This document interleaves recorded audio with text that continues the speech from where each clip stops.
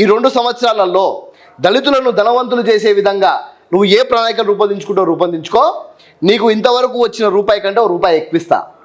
కానీ దళితులను ధనవంతులు చేసే విధంగా, నిజంగా ఎవరైతే అట్టడుగు ప్రజలు ఉన్నారో వారికి న్యాయం జరిగే విధంగా నువ్వు నీ ప్రణాళికను రూపొందించుకో అని చెప్పినాడు. ఆ ప్రణాళికలో నేను ఈరోజు ఇక్కడ కూర్చున్నా. తప్పకుండా న్యాయం చేస్తా. ఇంతవరకు ఈ కార్పొరేషన్కి 1000 కోట్లకి ఎప్పుడు ఒక్క రూపాయి ఎక్కువ రాలే. ఈసారి రేవంత్ అన్న 2,000 కోట్లు ఇచ్చాడు. 2,000 కోట్లు ఇచ్చినాడు. ఒక సంతకంతో ఎంతోమంది జీవితాలు బాగుపడబోతున్నాయి. తప్పకుండా కష్టపడ్డ వాళ్ళు ఎవరైతే నిజంగా అట్టడుగు ప్రజలు ఉన్నారో వారందరికీ కూడా తప్పకుండా న్యాయం చేస్తా. కార్పొరేషన్ అంటే ఈ లోన్ రావాలంటే 100 సార్లు బ్యాంకుల చుట్టూ తిరిగేటోళ్ళు.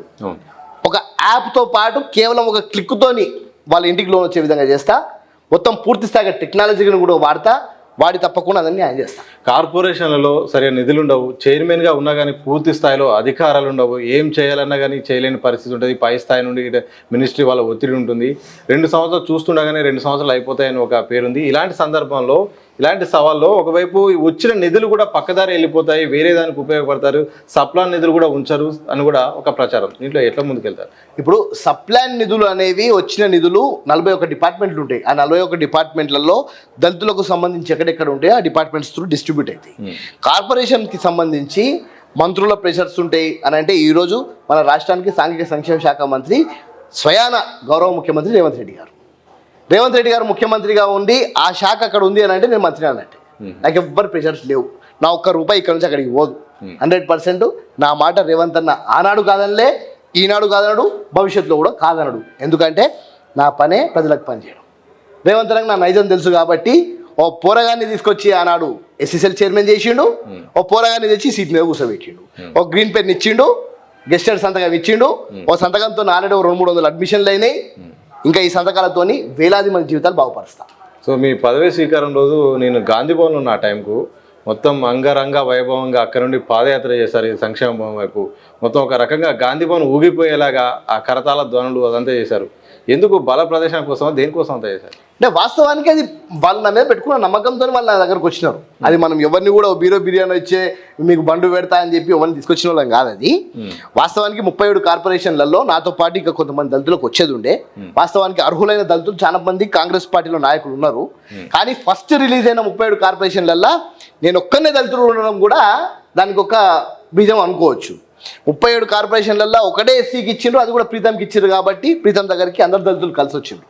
ఇంకా ఎవరికైతే కార్పొరేషన్ పదవులు రావాలో వారందరూ కూడా నాతో పాటు ఇది వార ప్రమాణ స్వీకారం అని చెప్పి భావించి వారందరూ కూడా తండోపతండాలకు వచ్చేసరికి వాస్తవానికి అటు గాంధీ భవన్లో ప్లేస్ సరిపోలే, ఇది సంక్షేమ భవన్లో స్పేస్ సరిపోలే.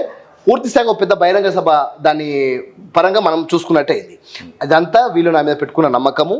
పెద్దోళ్ళు ఓ తమ్ముళ్ళు లెక్క భావిస్తారు, చిన్నోళ్ళు ఒక అన్నగా భావిస్తారు, నా సమానములు ఒక మిత్రులుగా భావిస్తారు. కాబట్టి ఎక్కడ కూడా నాకు ద్వేషాలు అనేవి ఉండకుండా ఉంటాయి. కాబట్టి అందరితో కలుపుకపోయేవాడిని నేను. నాకు ఎటువంటి వైర్యాలు లేవు ఎవరితోని. రాజకీయంగా ప్రీతం గాడు అనేటోడు ఒక నాన్ కాంట్రవర్షియల్ 0 పర్సన్ అంటారు.